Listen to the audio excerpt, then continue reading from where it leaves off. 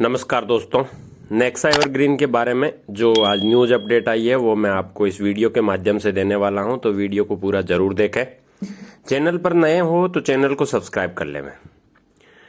नवंबर में गुजरात के property dealer गंभू, Jasmant व मजदूर वीर भाई ने एलएलपी से दे दिया था रिजाइन।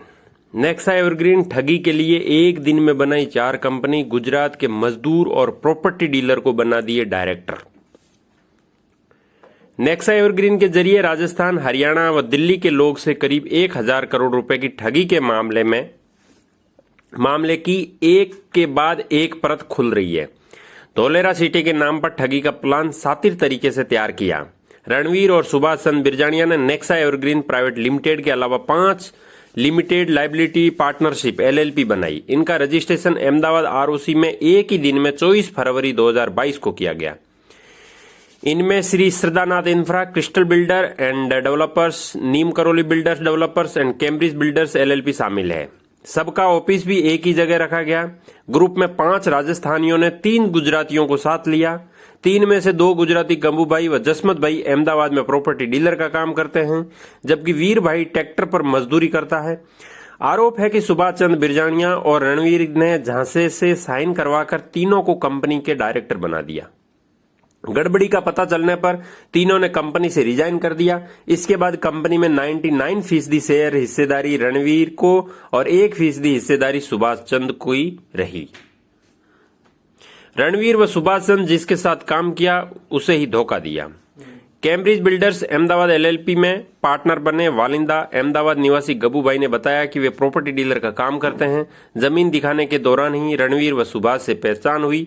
जमीन दिलाते वक्त गवाही के लिए कई कागजों पर साइन किए। आरोप है कि रणवीर ने उनको बिना बताए 1 टके का पार्टनर बना दिया, कमीशन का पैसा भी नहीं दिया। गड़बड़ी का खुलासा होने पर नवंबर 2022 में कंपनी छोड़ दी। उन्होंने बताया कि जसमत और वीर भाई उनके साथ काम करते हैं, इसलिए भरोसे में साइन कर दिए। गड़बड़ी का पता लगने पर जसमत ने क्रिस्टल एलएलपी व वीर भाई ने नीम करोली से रिजाइन कर दिया। दिसंबर 2019 में राजेश कुमार रुकमानंद ने जयपुर में होटल 7 नाइट प्राइवेट लिमिटेड नाम से कंपनी की शुरुआत की। कुछ समय बाद ही सुखवीर और सुभाष चंद्र बिरजानिया भी पार्टनर बन गए। 1.5 साल बाद रुकमानंद ने कंपनी छोड़ दी। कंपनी ने 31 मार्च 2021 तक ही रिटर्न फाइल की। रुकमानंद ने बताया कि सुभाष आर्मी में उनके साथ था, इसलिए जयपुर में होटल शुरू किया। कोरोना में नुकसान होने के बाद कंपनी दूसरे ग्रुप को दे दी। उन्होंने सुभाष के कहने पर नेक्सा में 17 लाख रुपए निवेश किए, लेकिन 15 लाख ही वापस मिले। सुभाष पर होटल के हिसाब में भी गड़बड़ी का आरोप लगा।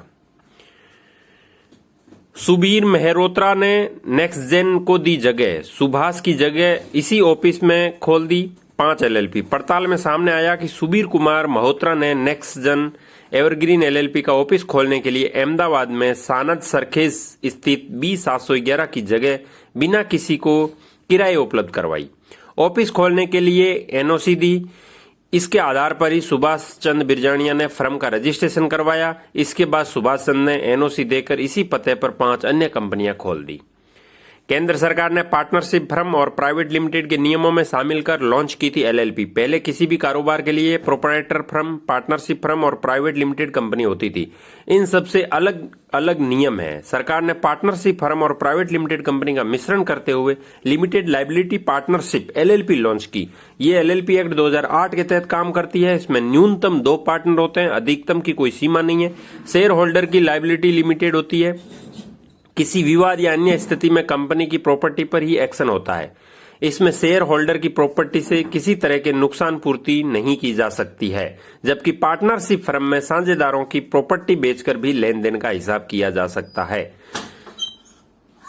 31 मार्च 2022 को खत्म हुए वित्त वर्ष में नहीं दिया हिसाब, सभी एलएलपी डिफॉल्टर। धोलेरा में रियल एस्टेट कारोबार का दावा करने वाली कंपनी और एलएलपी का Gujarat real estate regulatory authority RERA ने रजिस्ट्रेशन नहीं है। रेरा में रजिस्ट्रेशन के बिना गुजरात में रियल एस्टेट का काम अवैध है। रेरा की कार्यवाही से बचने के लिए ग्रामीण इलाकों में जमीन खरीदी गई। फर्जीवाड़े को छिपाने के लिए 31 मार्च 2022 को खत्म हुए वित्त वर्ष के हिसाब किताब तक पेश नहीं किया, इसलिए सभी रजिस्टर्ड ऑफ कंपनीज के साथ इनकम टैक्स के लिहाज से भी डिफॉल्टर हो गई। उल्लेखनीय है कि मामले में पुलिस ने 4 आरोपियों को गिरफ्तार कर लिया है। पुलिस आरोपियों से पूछताछ कर रही है। कुल मिला के ये नेक्सा एवरग्रीन न्यूज़ का अपडेट था। और भी कोई अपडेट आएगा तो मैं वीडियो के माध्यम से आपको जरूर दूंगा। आज के वीडियो में इतना ही। आपका बहुत बहुत धन्यवाद।